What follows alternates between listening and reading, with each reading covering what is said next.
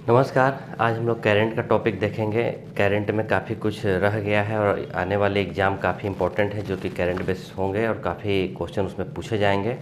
तो करंट को मिस नहीं करना है, रेगुलर देखते रहना है, क्योंकि जब तक आप रेगुलर नहीं देखिएगा तब तक ये आपको याद नहीं होगा। तो आईपीएल से शुरुआत करते हैं। आईपीएल का 16वां संस्करण का खिताब एमएस धोनी के नेतृत्व वाली चेन्नई सुपर किंग ने हार्दिक पांड्या के गुजरात टाइटंस को हराकर अपने नाम किया। आईपीएल को आपको पता होगा, इंडियन प्रीमियर लीग काफ़ी भारत का लोकप्रिय खेल है क्रिकेट। उसका एक बीसीसीआई के द्वारा आयोजित किया जाता है। ये कोई इंटरनेशनल मैचेज नहीं होते, ये क्लब वाइज मैच होता है। तो इसमें 10 टीमें भाग लेती हैं। चेन्नई सुपर किंग के कप्तान महेंद्र सिंह धोनी हैं और गुजरात के कप्तान हार्दिक पांड्या हैं, जो दोनों टीमें फाइनल में भिड़ी और चेन्नई ने ये मैच जीता। चेन्नई का यह 5वां खिताब है। 2010 में, 11 में, 18 में और 21 में चेन्नई इससे पहले ये ट्रॉफी जीत चुका है।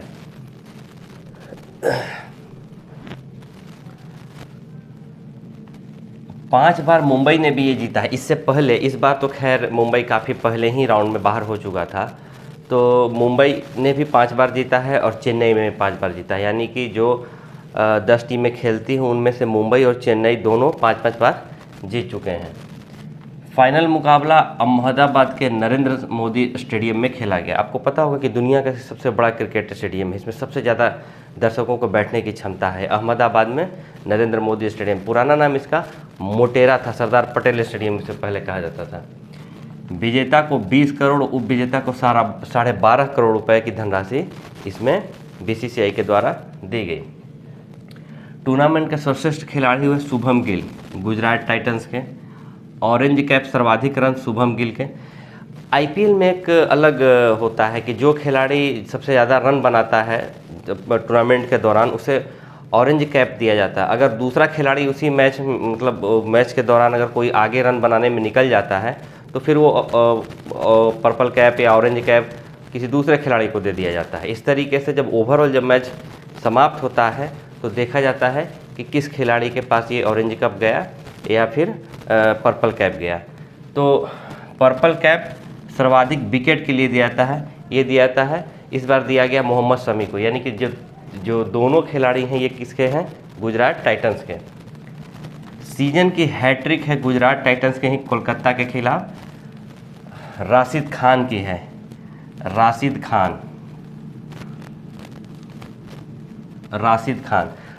खान ने गुजरात की ओर से खेलते हुए इस टूर्नामेंट में एक ही हैट्रिक बना और वो हैट्रिक किसका था? राशिद खान का हैट्रिक था। और ये बनाया गया किसके खिलाफ? कोलकाता के खिलाफ बनाया गया। देश का पहला केबल स्टे रेल पुल जम्मू कश्मीर के उधमपुर श्रीनगर बारामूला रेल लिंक परियोजना के अंतर्गत चेनाब नदी की सहायक नदी अंजी के ऊपर अंजी खड ब्रिज बनाया गया है। यानी कि देश का पहला केबल स्टे ऐसे तो काफ़ी पुल भारत में बने हुए हैं, लेकिन रेलवे में कभी इस तरीके के पुल नहीं बने हैं।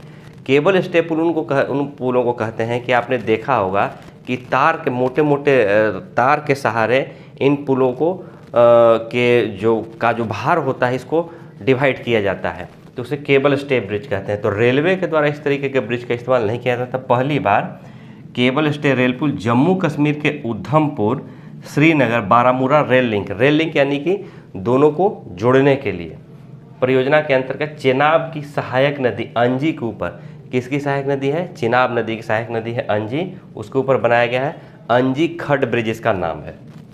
ऑल इंडिया रेडियो का नाम बदलकर आकाशवाणी कर दिया गया है। आपने कभी टीवी पे कह रहे हैं, रेडियो पर या मोबाइल पे भी आपने सुना होगा कि ये आकाशवाणी का प्रसारण है। तो अब वो आकाशवाणी का प्रसारण ना होके क्या ऑल इंडिया रेडियो का प्रसारण ना होकर क्या कहलाएगा? ये आकाशवाणी का प्रकाशन है। तो ऑल इंडिया रेलवे का नाम बदल कर दिया गया है, आकाशवाणी कर दिया गया है। श्यामा प्रसाद मुखर्जी बंदरगाह कोलकाता, पहले इस बंदरगाह का नाम कोलकाता था और बाद में श्यामा प्रसाद मुखर्जी के नाम पे कर दिया गया। आपको पता होगा कि ये बीजेपी के लीडर थे। श्यामा प्रसाद मुखर्जी कलकत्ता के रहने वाले थे, तो उनके नाम पे इस बंदरगाह का निर्माण बहुत पहले किया गया था। तो वहाँ से म्यांमार के सितवे बंदरगाह के बीच मालवाहक जहाज़ों की शुरुआत की गई है। कहाँ से जाएगा? बंगाल की खाड़ी से जाएगा।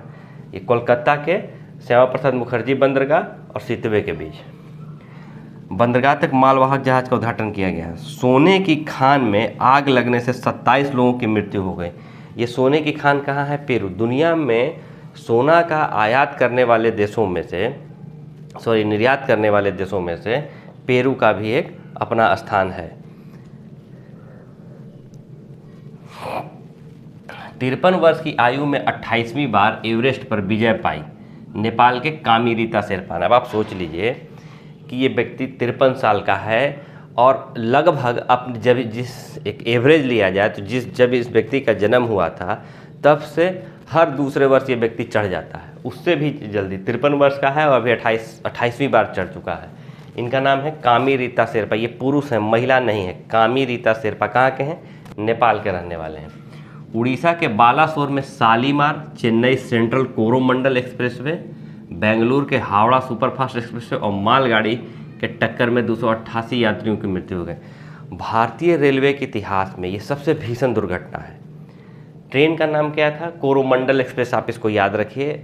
ज्योग्राफी में हम लोग पढ़ चुके हैं कि जो भारत का जो पूर्वी घाट है, पूर्वी घाट में चेन्नई से गोदावरी तक के स्थान को कोरोमंडल कहते हैं। तो आप उससे याद रखिएगा कि कोरोमंडल एक्सप्रेस कहाँ है। ये बेंगलुरु और दूसरा बेंगलुरु हावड़ा सुपरफास्ट एक्सप्रेस और तीसरा मालगाड़ी अपने स्थान पर खड़ी थी और ये ट्रेनें डिरेल हो गई अपने पटरी से, फिर आपस में सबकी टक्कर हो गई। हरियाणा में 75 वर्ष की आयु से अधिक पुराने वृक्षों के रख रखाव के लिए 2500 प्रति माह पेंशन प्राण वायु देवता पेंशन योजना के तहत दिया जाएगा। ये बहुत ही इम्पोर्टेंट है। प्राण वायु देवता स्कीम कौन सा रह चला है? हरियाणा। जो 75 साल से जो पुराने जो पेड़ हैं उनका जो देख रेख करेंगे, जो उनके केयर टेकर होंगे, उनको 2500 रुपये प्रति माह पेंशन दिया जाएगा इस पेड़ के देखरेख करने के लिए। ये उन पेड़ों पर लागू होता है जो सार्वजनिक है, किसी के निजी पेड़ों पर ये चीज़ें लागू नहीं होंगी। दूसरी विश्व टेस्ट चैंपियनशिप में भारत को फाइनल में हराकर ऑस्ट्रेलिया विजेता हुआ। लंदन के ओवल में ये मैच खेला गया।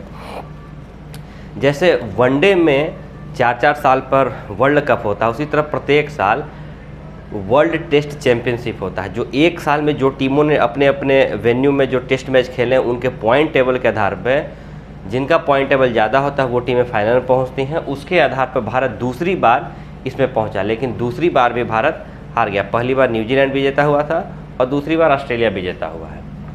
भारत दूसरी बार फुटबॉल का इंटरकॉन्टिनेंटल कप का विजेता लेबनान को हराकर हुआ। आयोजन हुआ भुवनेश्वर में। फुटबॉल में इंटरकॉन्टिनेंटल कप का आयोजन किया जाता है। इसमें एशिया के काफ़ी जो फुटबॉल में महारथी देश हैं वो लोग खेलते हैं। तो भारत भी इस बार तो हर एक बार रहता है, इस बार दूसरी बार इंटरकॉन्टिनेंटल कप को भारत जीता है। भुवनेश्वर में इसका आयोजन किया गया था। फ्रांसीसी ओपन टेनिस के सर्बिया के नोवाक जोकोविच ने 23वीं ग्रैंड स्लैम खिताब नॉर्वे के कैमरून रूड को हराकर जीता। कैमरून रूड को हराकर जीता है।